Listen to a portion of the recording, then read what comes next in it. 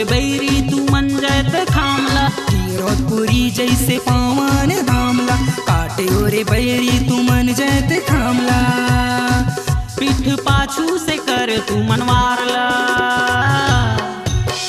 बाप के बेटा का खाना माँ चीर देबो हम सतनामी बेटा, गम है तू हरता मैदान माया, हार देबो हम सतनामी बेटा।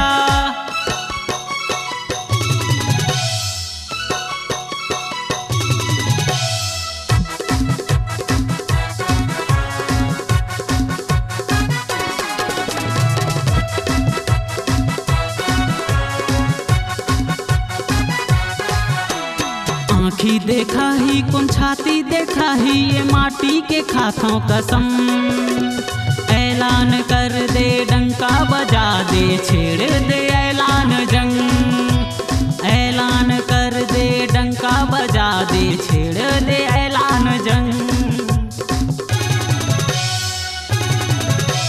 आँखी देखा ही कौन छाती देखा ही, ये माटी के खाथों कसम, तब्बल बरछी तलवारे चलन दे जब जब लड़ी दुश्मन, तब्बल बरछी तलवारे चलन दे जब जब अड़ी दुश्मन। सादा रंग झंडा हटा के कर पापला, बैरी दुश्मन तू हर हो जावे नासना, भगवा रंग झंडा चढ़ा के कर पापला, बैरी दुश्मन तू हर हो जावे नासना। औ कत्का कर हो अत्याचार ला, बाप के बेटा का खाना माँ चीर देबो हम सतनामी बेटा, गम है तू हरता मैदान माया, हार देबो हम सतनामी बेटा।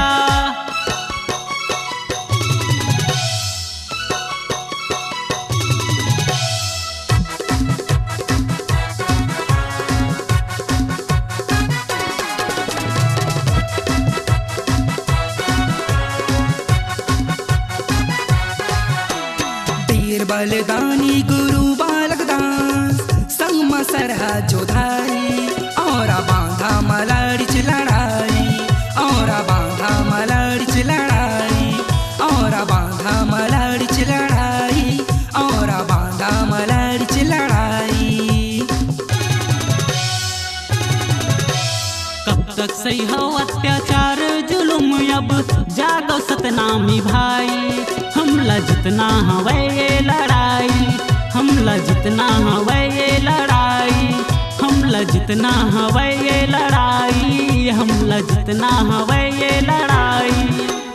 धर्मपुरा के जो तोड़े निशानी ला, याद करो वो बीते कहानी ला, धर्मपुरा के जो तोड़े निशानी ला, याद करो वो बीते कहानी ला, बैरी छीन ले वो हमारा अधिकार ला, गम है तू हरता मैदान माया, हार देबो हम सतनामी बेटा, गम है तू हरता मैदान माया, हार देबो हम सतनामी बेटा। सतनामी के जान हमर जोड़ा जैते खाम, मानव मानव हवे के समान, सतनामी के जान हमर जोड़ा जैते खाम, मानव मानव हवे एक समान, तन मन है कर बर कुर्बान ना।